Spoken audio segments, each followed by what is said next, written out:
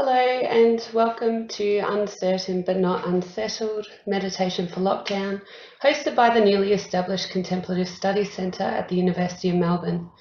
In the spirit of reconciliation, we acknowledge the traditional custodians of country throughout Australia and their connections to land, sea and community. We pay our respect to their elders, past, present and emerging, and extend that respect to all Aboriginal and Torres Strait Islander peoples today. The Contemplative Studies Centre was made possible by a very generous donation by Martin and Loretto Hosking, and we're delighted that this gift enables us to offer really important opportunities to be together in a mindful way. In terms of housekeeping, please feel free to ask your questions via the Q&A function throughout the event, and we'll get through as many of these as possible during the Q&A. This event is being recorded. I'm delighted to welcome Jossy Jimenez. Jossy is a wellbeing consultant who designs and implements mindfulness-based wellbeing programs for both private and institutional clients worldwide. I would also like to welcome the inaugural director of the Contemplative Studies Centre, Dr. Nicholas Van Dam. Welcome to you both. We're going to start with the check-in led by Jossy. Hi, thank you very much. Well, I thought we begin with a check-in just to settle in. I always feel a bit nervous before facilitating or engaging in conversation. So the invitation is to check in with ourselves and then check in with each other, tune into ourselves and tune into each other. So we're all starting from the same place, which is the present moment. And in order to do that, I'm going to invite you to wiggle your body, perhaps shake it. Perhaps you had a challenging morning, afternoon, day, depending on where you are in the world. And slowly settle into a posture where you feel safe, supported,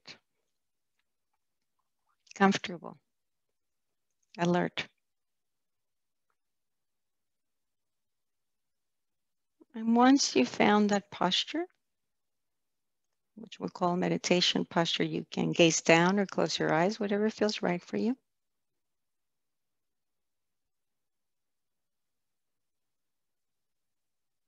You can invite stillness and silence into your body. And just feel this precious, miraculous body sitting here. Just as it is, for a few seconds, just settle into your body. Feel the weight of your body, the contact with the chair, the floor, your feet on the ground, your body breathing. Just be with your body. Caress it with your full attention as best you can. Just become aware of the sensations of this precious, miraculous body, apparently still and quiet.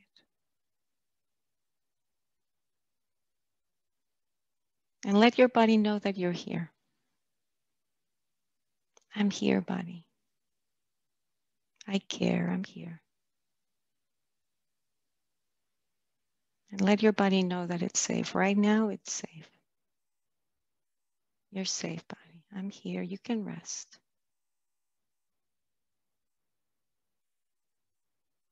And take a deep breath in and a deep breath out. And as you breathe in, feel your whole body breathing in. And as you breathe out, feel your whole body breathing out. In, allowing more oxygen to come into your lungs. And softly and gently let it go. Let everything go, any worry, any tension, any sense of anticipation. Let it go as you breathe out, as best you can.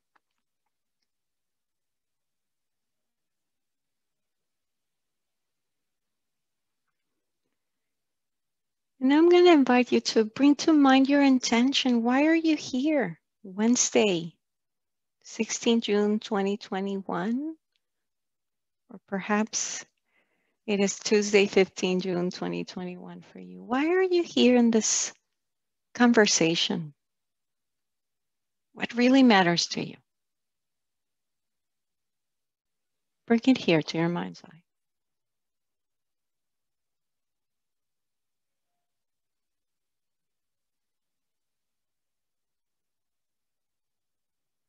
And now I'm going to invite you to dedicate this hour, this conversation, your personal practice, this energy, for the benefit of others. May this hour you invest in yourself,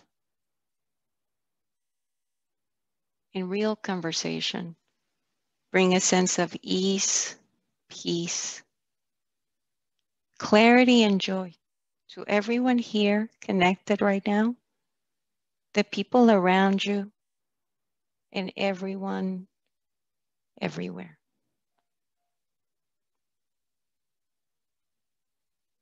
And take a deep breath in and a deep breath out. And as you breathe in, feel your whole body breathing in. And as you breathe out, feel your whole body breathing out. In and out. And come back to your body, to this precious, miraculous body sitting here, laying here, standing here. And again, just stay for a few seconds with your body, caressing it with your full attention. Just being here with your body, letting it know that it's safe and that you're here and that you care deeply.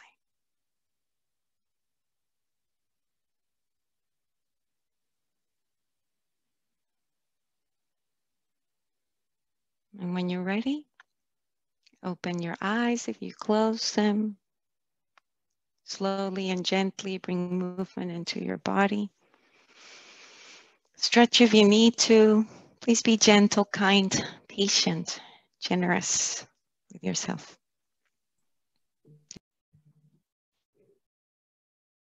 Well, thank you everyone for joining us. We know that you have lots of options about how to spend your Wednesday afternoon, particularly now for those of us in Victoria, now that we're no longer in lockdown.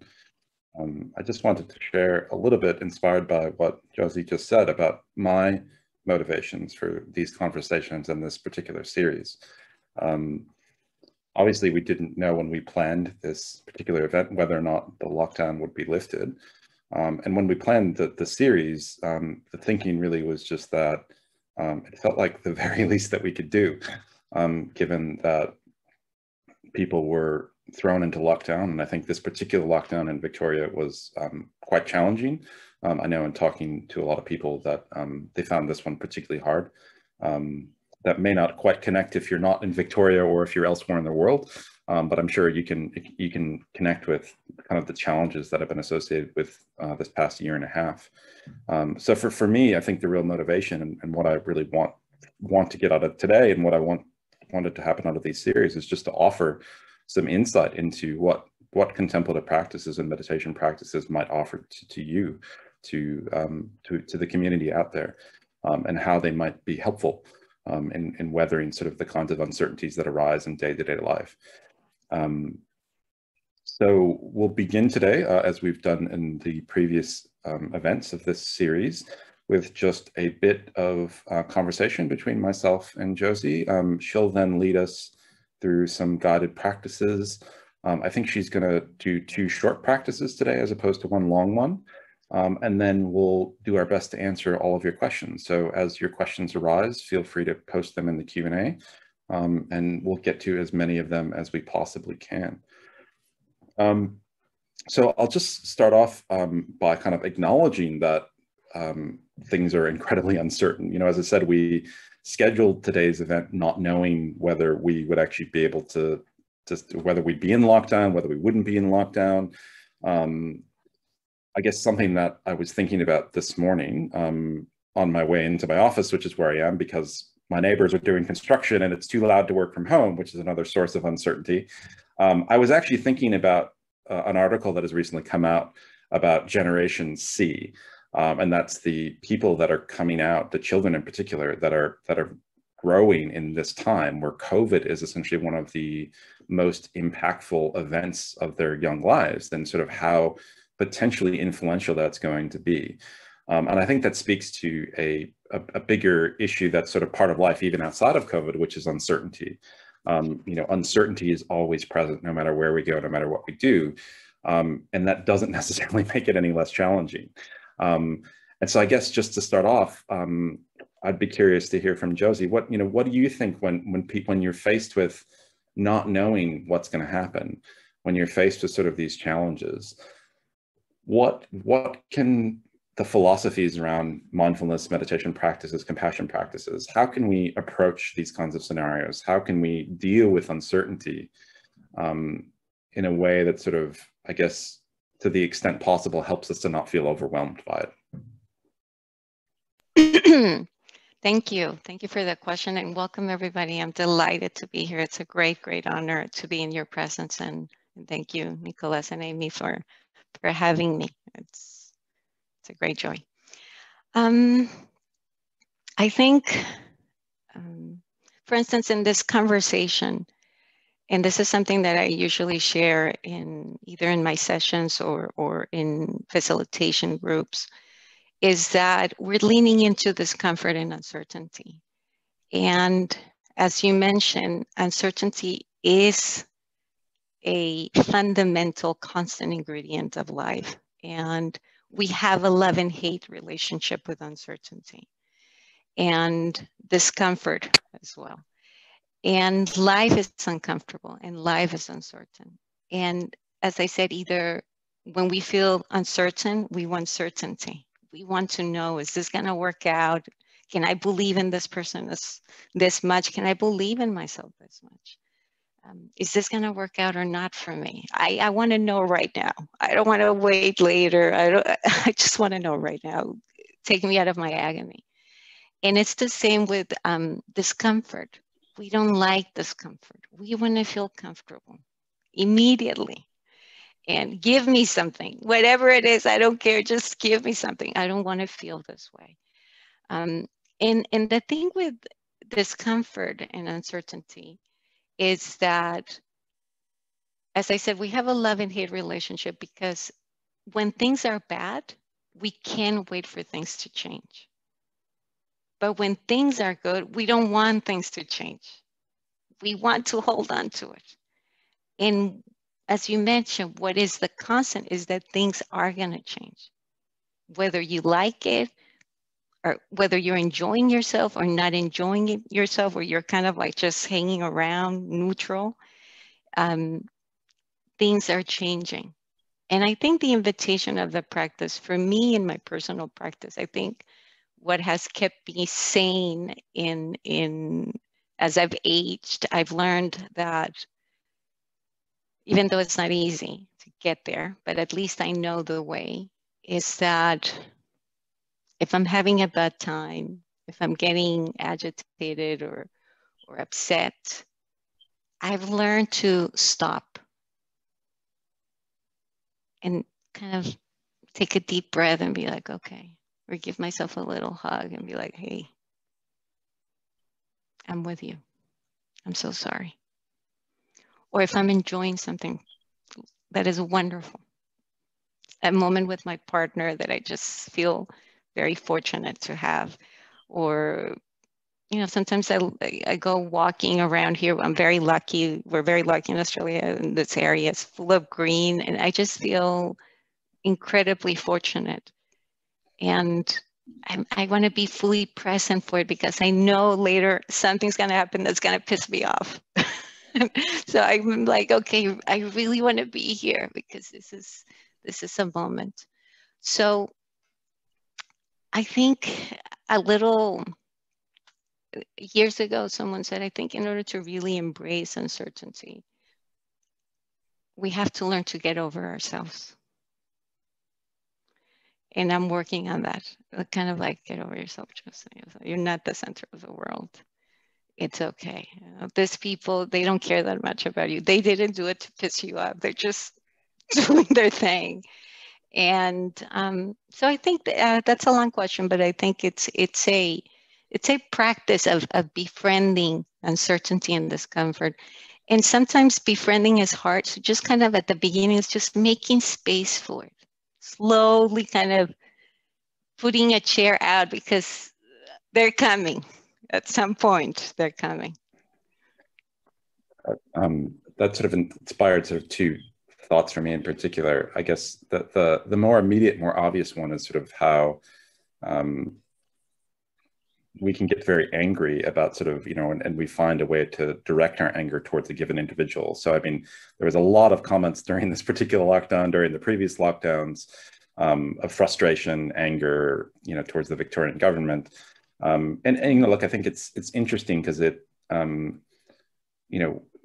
saw a lot of really great tweets from a number of leaders, particularly from the University of Melbourne and elsewhere, sort of in epidemiology and public health, sort of acknowledge that, you can both be incredibly frustrated, angry, and irritated that you're in lockdown, while also at the same time acknowledging that it may be necessary and it may be the best thing that we could possibly do.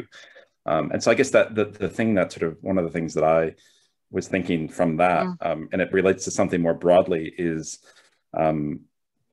this idea of who we are. And, I think we're simultaneously so much bigger than we think we are, but also so much less. So we have this tendency, as you said, to kind of make our lives and make everything about us. And it's not, there's a lot more to it than that. But, we're not the most important thing, but we're also incredibly important at the same time. And so I think what's valuable to me, I think, in thinking about this stuff is that these kind of opposing thoughts or ideas can kind of exist simultaneously. You can be in a situation that you don't like, but you can also recognize that maybe it has to happen, or recognize that it's just the situation you find yourself in. And I think there's a real challenge with sort of, as we talk about or suggest to people how to deal with these kinds of unpleasant states, or even pleasant states, that we're sort of suggesting to lean into it to people, which can be a real challenge. I mean, I think, particularly, and I think this is the kind of next thing I would just wanted to chat a little bit about, is sort of secular mindfulness and how it is promoted and what is offered. And there's so many versions of secular mindfulness, right? There's versions that are really quite inspired by Buddhist or other spiritual or wisdom or contemplative philosophies, and then all the way through kind of your corporate wellness workshops, and and everything in between, right?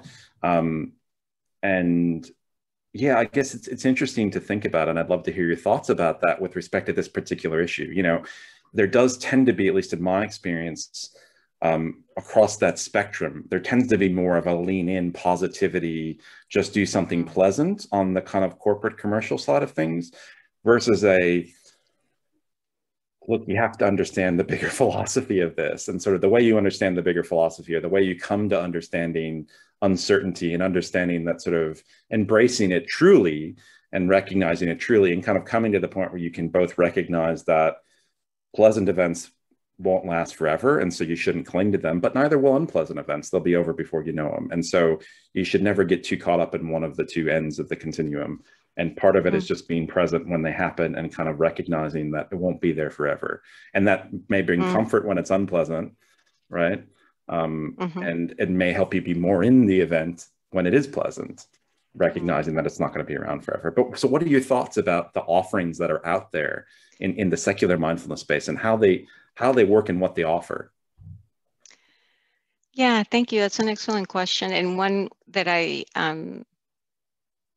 I'm constantly diving into, and really curious to learn what's out there, and where's the conversation? Where are we? What's the messages that we're sending out there to people? And I think it's complicated, and I do believe that's really important to, as a practitioner and someone, or maybe someone is interested in diving into these practices, I think it's really important to know where people are coming from, who their teachers are, what kind of communities are they part of, and look them up and see if that's the people, the community are people that inspire you, that you look at them and you're like, wow, I want to be like that person. I want that. And that's how I started engaging into this world, because I saw someone and I said, I want that. I want what that person has, which seemed to be kind of like a sense of, she was unapologetically herself. And I had never seen that in my life. I was in my 30s, and I just remember looking at her and thinking, how do you do that? And there's no matter, and I've read many books before, but once you see it, you feel it. It becomes very, very real. And I did my homework, and this person started guiding me, and I became kind of like a stalker because I really wanted to be around this person. And through, I was very lucky that it was a person that really not only walked the walk. I mean, I said walk the walk and talk the talk, but walk the walk. And that's rare. And I think that's what's really important, to notice that people not only talk the talk, but they walk the walk. That is who they are.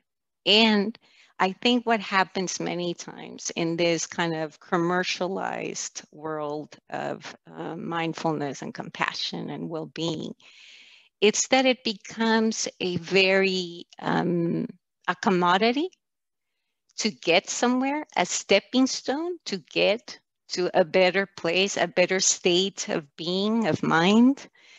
And I think the other thing that it really squeezes out is that human beings are complex. We're so complex. I contradict myself all the time. And I think when I hear certain people or groups talk about mindfulness as a cure-all, or if you do this, or if you just think about this and not think about that, then you're just going to be happier and it's all going to fade away, and your traumas and your challenges and your anger is just going to vanish. And that's really not realistic. It's a disservice to everyone, because it extracts the complexity of human beings. And another thing is that whoever I am is the result of so many people. In other words, whatever my struggles are universal. And I am part of a dynamic. I'm part of a group. I'm part of a system. So my issues, even my issues, are not personal, are part of something bigger than me. In other words, as Kristen Neff or would call it, the common humanity factor, that we need each other. And my problems are quite universal. My struggles are quite universal. And in order to heal, I need others. Because we're beings that we need one another. Connection is key to ourselves and others. So I think that's another thing. The individualism, sometimes the focus is on the person. And I think that's a disservice as well. And it's untrue, because I am my mother's daughter, my dad's daughter, my brother's sister, all these people, and my grandparents, all these people, teachers, have had an influence in me. I am a product of so many things, not only genetically, but emotionally, psychologically, spiritually. And I think we need to kind of expand the understanding of human beings, in my view. And sometimes the conversation is quite individualistic, very small, and it makes it very like, I'm the problem. There's something wrong with me. So we're in this together, whether we like it or not. We're in this together, and we need each other. We need each other. And I always say this too in my workshops, and we need each other in a deep way, like to the core. I need others to understand myself, and I need someone to remind me, you're lovable. When I'm feeling like I'm there's something wrong with me, I need someone to look me in the eye genuinely and say, you're lovable. I love you. I care deeply about you. I'm so sorry you're feeling this way right now. I feel you. You're not alone. And that is powerful. That need transcends all settings, right? I think, I mean, you mentioned to me the other day when we were talking, you know, the need for kind of the particular relationship, you know, and thinking about a relationship with teacher, and sort of as you're learning to teach or instruct people in guided meditation and contemplation, that you need to value the input of the students, the practitioners as well. And that just made me think of that, it's so important to recognize the value of the person on the other side of things. You know, we need the participants here today. This would just be, it'd be a pleasant conversation, but at the end of it all, what would we be doing? I mean, we might be convincing each other of things, but likely we'd just be talking back and forth about things we already agree about. Whereas we need those people to shape and inform how we think about this. As a parent, you need that affirmation back from your child. You need their support, their love, to know that it's worth it to kind of go through all the struggles that you do as a parent. As a partner, you need the love and the affection to sometimes carry you through, sometimes to know that, you're helping them. But particularly, I think, as a teacher, and I think this is something that I think is really important in the context of teaching meditation. And I really just want to highlight this because I think it's something that you said and valued deeply, that you need the feedback from the students, from the people you're teaching, and you need to be responsive to it. And you work out how to adjust what you're saying to them and how you're guiding them based on what they're telling you. You're recognizing their humanity, their wholeness, their connection with you, and you're figuring out how to offer them what they most need based on that. Absolutely. And I not long ago, I was listening to a class, and I think it was on brain spotting, and David Grant was talking about the teacher, the quality of the facilitator. And I really like what he said. He said, the expertise of the facilitator comes up when they realize everything they don't know. And I think that it's kind of what I was mentioning at the beginning, the getting over myself. The humility of staying open and curious, which is the whole practice, staying open, curious, attentive, kind, which is hard. And every situation is different. No, it's kind of what you were mentioning before. We're universal and individual, unique in this mass, over 7 billion are we now, of human beings here. And I don't, like my partner, I live with my partner, we engage in conversations, we relate to one another, and he's a mystery to me. And hopefully I stay a mystery to myself as well.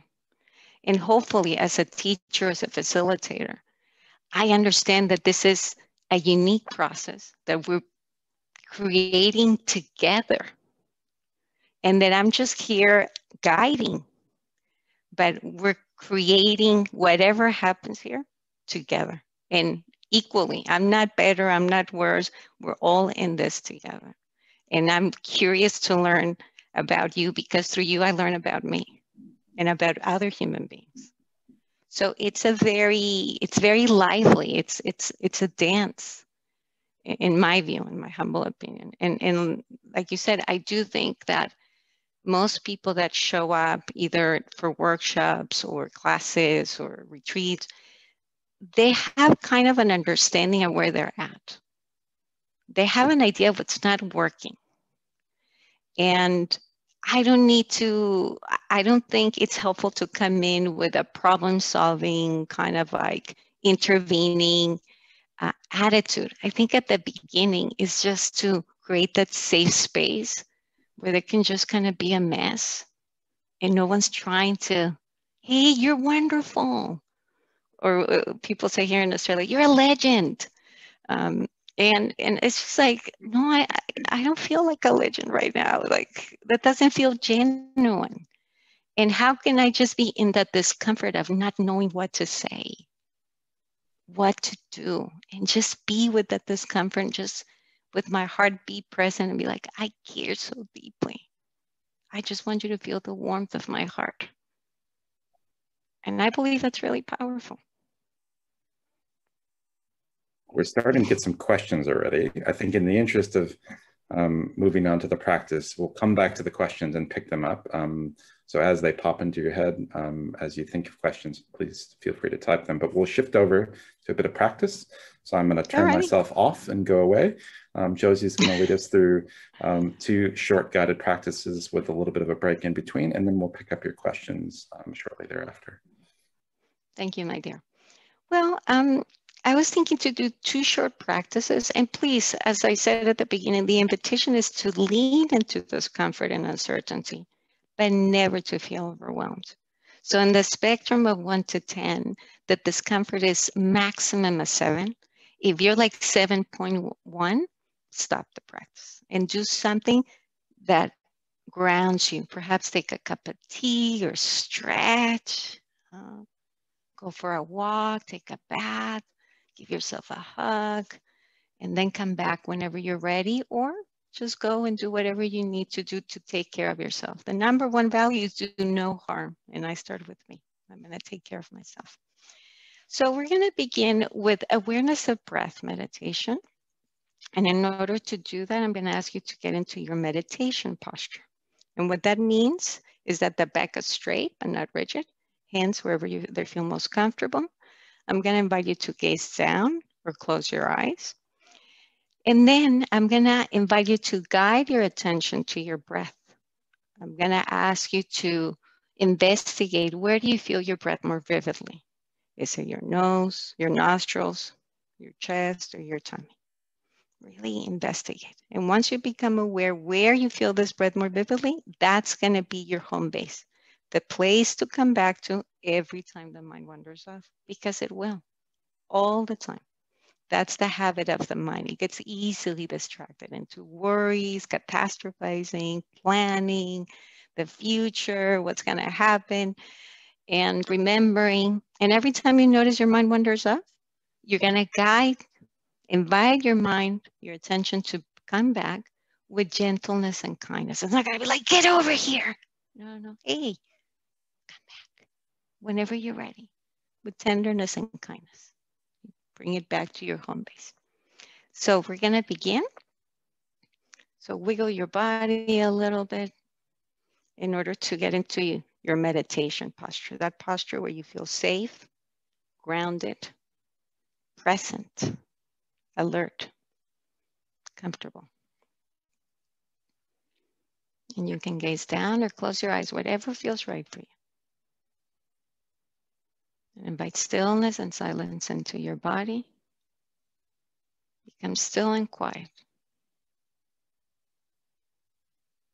And again, just feel this precious,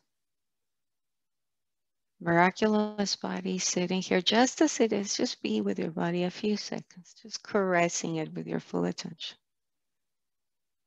Letting your body that it's safe, that you're safe, and that you're fully here to take care of your body. And take a deep breath in and a deep breath out. We're preparing ourselves to begin the practice by taking a deep breath in and a deep breath out. One more time, allowing more oxygen to come into your lungs. And softly and gently let it go. And now we're going to begin the formal practice of awareness of breath by simply becoming aware of the fact that you're breathing. Simply becoming aware that when you're breathing in, you're breathing in. And simply becoming aware that when you're breathing out, you're breathing out.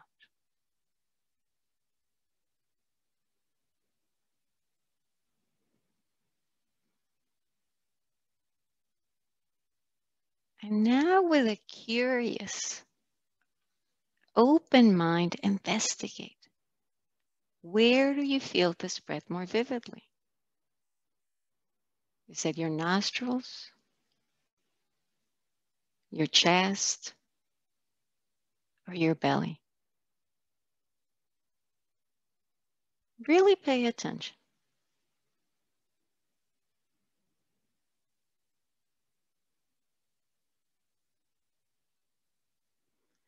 Once you become aware where you feel this breath more vividly, this will become your home base, the place to come back to every time you notice your mind wandering off.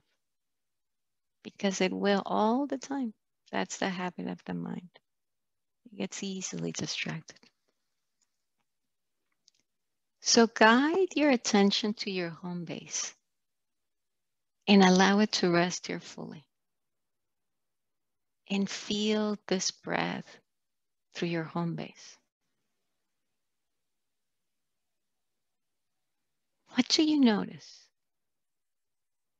What do you become aware of as you focus your full attention to this breath in your home base?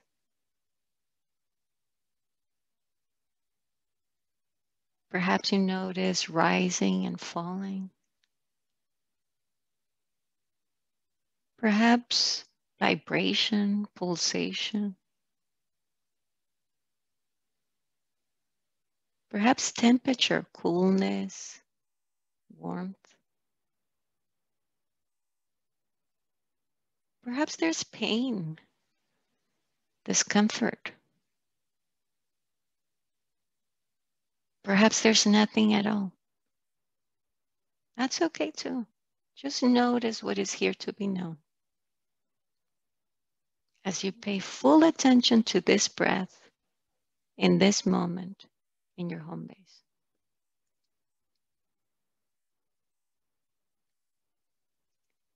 You probably have noticed that your mind has wandered off into thinking, planning, judging, criticizing, remembering, daydreaming, catastrophizing.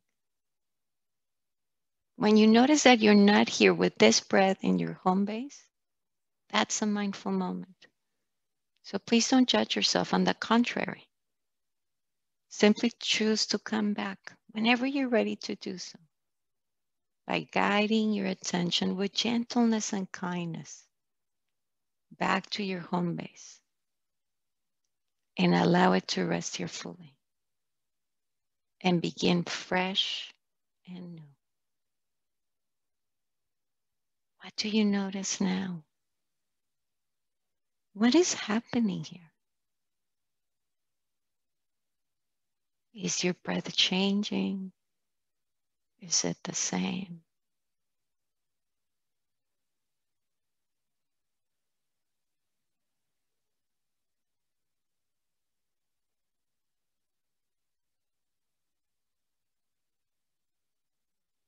Your mind wanders off, come back. It wanders off again, come back again whenever you're ready, with gentleness and kindness. Back to your home base.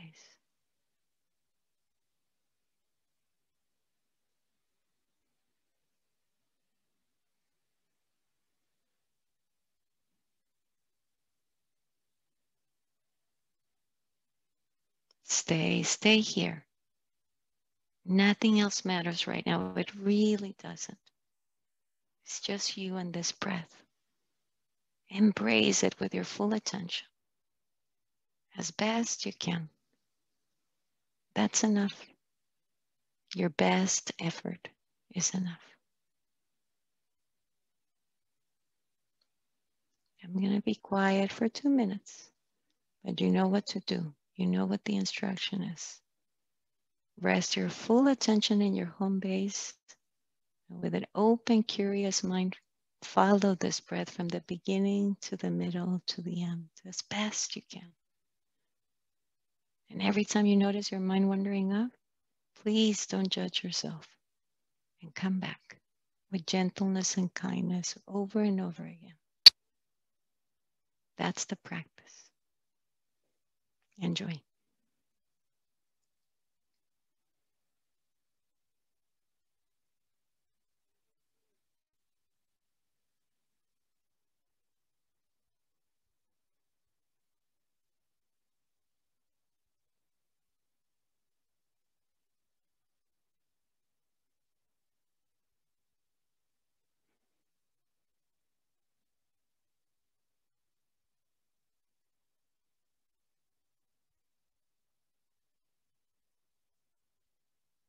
Stay here.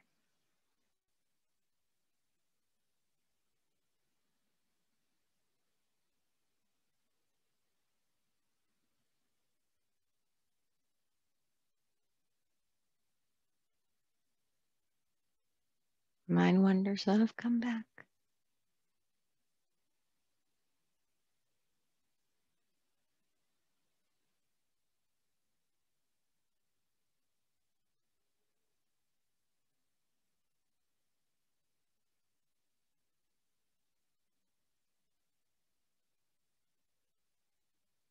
Mind wanders off, come back.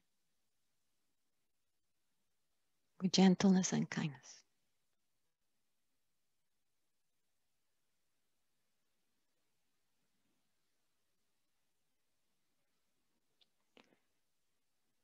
And we've come to the end of this awareness of breath meditation. So let go of your home base and take a deep breath in and a deep breath out. And as you breathe in, feel your whole body breathing in. And as you breathe out, feel your whole body breathing out. In, allowing more oxygen to come into your lungs. And softly and gently let it go. Let everything go. And just rest a few seconds in your experience. Notice how you feel. How are you?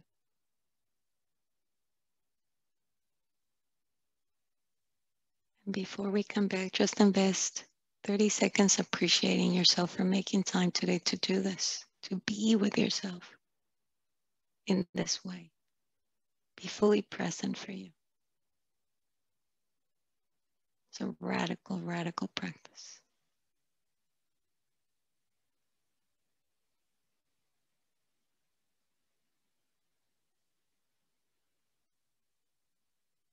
And in this practice of appreciation, include everyone here who supported you in your practice. We need each other in a deep way.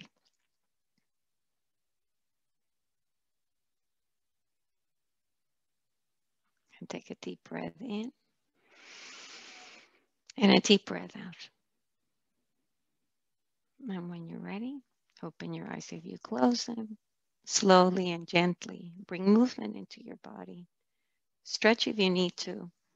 Please be gentle, kind, patient, generous with yourself.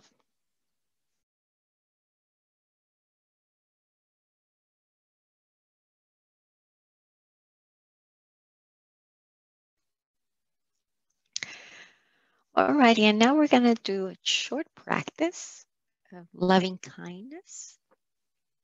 So again, I'm going to invite you to get into your meditation posture. Wiggle your body a bit until you find that posture where you feel safe, grounded, comfortable.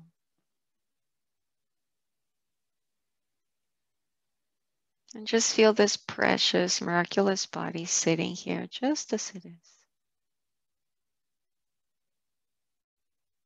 And take a deep breath in and a deep breath out. And as you breathe in, feel your whole body breathing in. And as you breathe out, feel your whole body breathing out. In and out.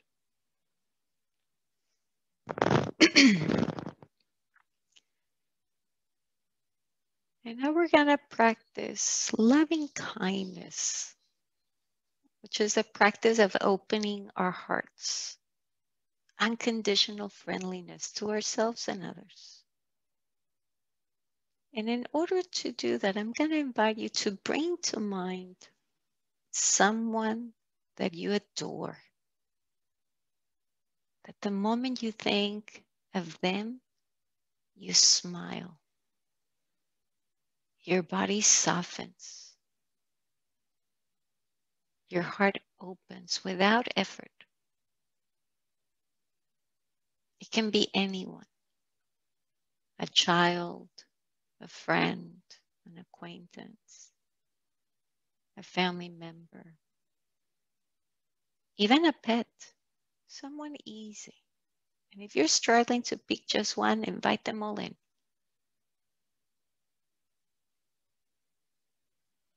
And as best you can, imagine this being or these beings in front of you.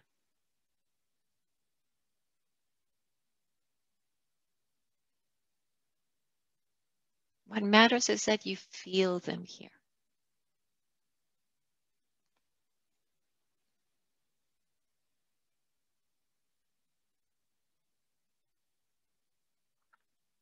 And now I'm going to invite you to please relax into that experience. Relax into your own openness, goodness, or whatever it is.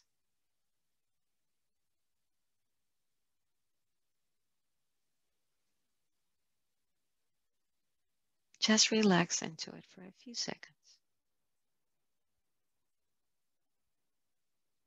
Metaphorically, you're opening your heart. Just relax into this feeling, sensation, experience.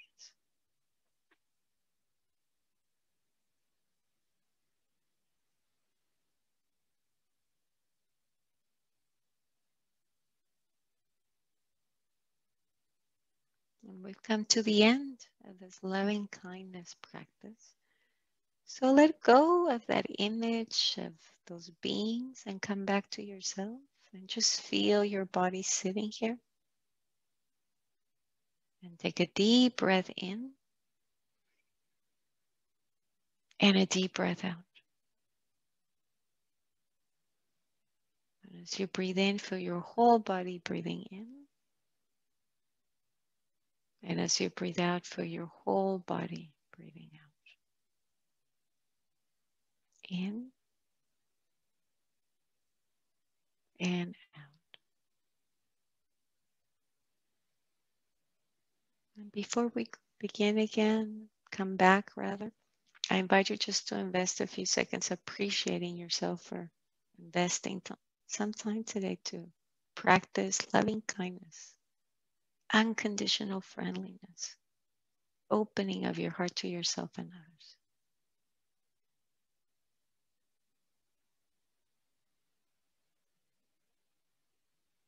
And in this practice of appreciation, please include everyone here that showed up and practiced with you, supported you in your practice.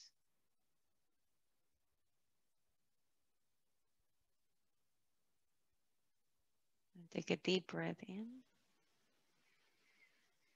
and a deep breath out. And when you're ready, open your eyes. Slowly and gently bring movement into your body. Stretch if you need to. Welcome back. Thank you, Jossy. We've received a few questions from the audience. We'll start with one from Josh. We've both talked about the value of the relationships and mutual learning between teachers and students. There is a tendency, accelerated by COVID, for contemplative practices to be delivered remotely, like this, or online or via apps. How do we preserve or maintain this relational quality of the practice? I think Nicholas, you can go first. Okay. It's a challenge. I mean, I think one thing is to recognize that we can actually have a relationship this way. It's certainly not as rich and meaningful as a relationship, in person when we get to see the person. But we're interacting, in some way, shape, or form. So there is a capacity for feedback. And I guess it's important to sort of go out of your way to actually encourage the feedback and that interaction. If you're practicing via guided apps or guided pre-recorded kind of practices, I think it is important that you actually consider how to sort of establish kind of a group or a set of people with whom you can practice. And there are many sort of such programs out there. So there are local sanghas, there are local meditation circles, there are local meditation groups. So not all of the apps or the programs out there offer that, but you can always seek it out yourself as well, I think, to try to sort of identify people with whom you'll practice and kind of not only holding each other accountable, but asking each other questions. And then I guess finally, I would say sort of, it's really important to actually seek out teachers, particularly if you really want to progress deeply, to sort of actually look for, experienced, authentic, knowledgeable teachers who you can actually work with. And even if it's, one-on-one sessions where you get to ask them questions after practice, I think that it's incredibly, incredibly valuable to kind of go out of your way to do that. Thank you, Nicholas. What advice do you have for maintaining a good meditation or mindfulness practice over time? I find that I will go through periods of doing it every day for 10 minutes by using an app and find this very beneficial, but then sometimes I will stop my practices because I'm feeling good and I think I don't need to meditate.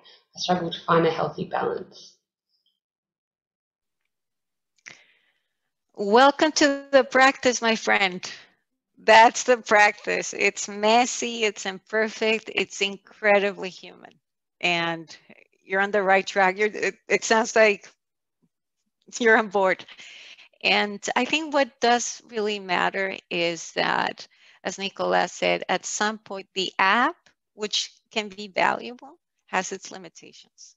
And it's really important to engage in this human connection, to find a teacher. I invite you to start looking. I'm here if you have any questions.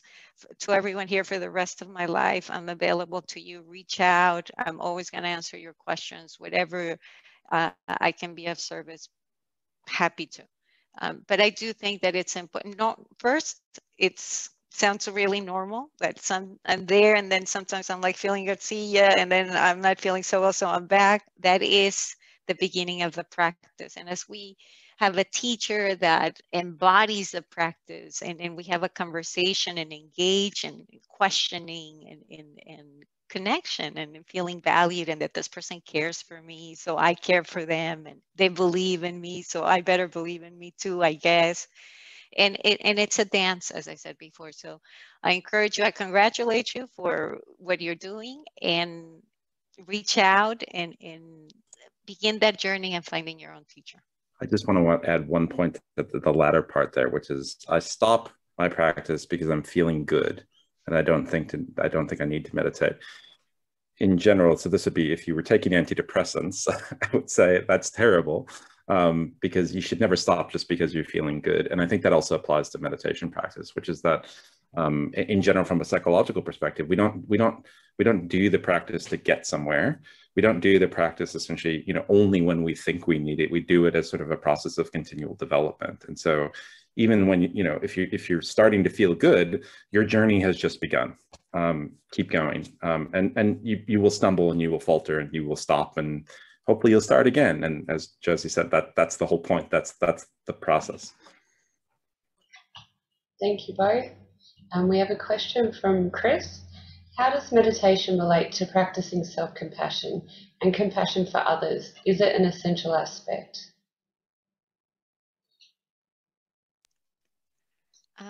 Thank you, Chris. I do believe that compassion, I think mindfulness is the foundation of any practice, because it's important to have the ability to stay fully in the moment. And compassion is fundamental because we're suffering, and there's suffering everywhere all the time. Like, just look over here, struggle. Like, if I have an itch, I'm kind of like suffering a bit. It's like, so I do believe that the practice of self-compassion is fundamental, and it's a messy practice, and it takes time, and it takes a lot of support, and it's, as Pema Chadron says, 4 steps forward, 4 steps back, 4 steps forward, 3.5 back.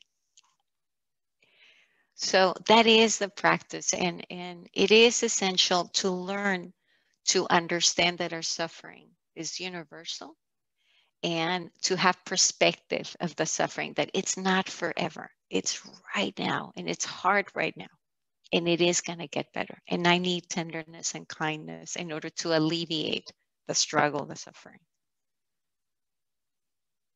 So thank you for the question. Thanks, Jossy.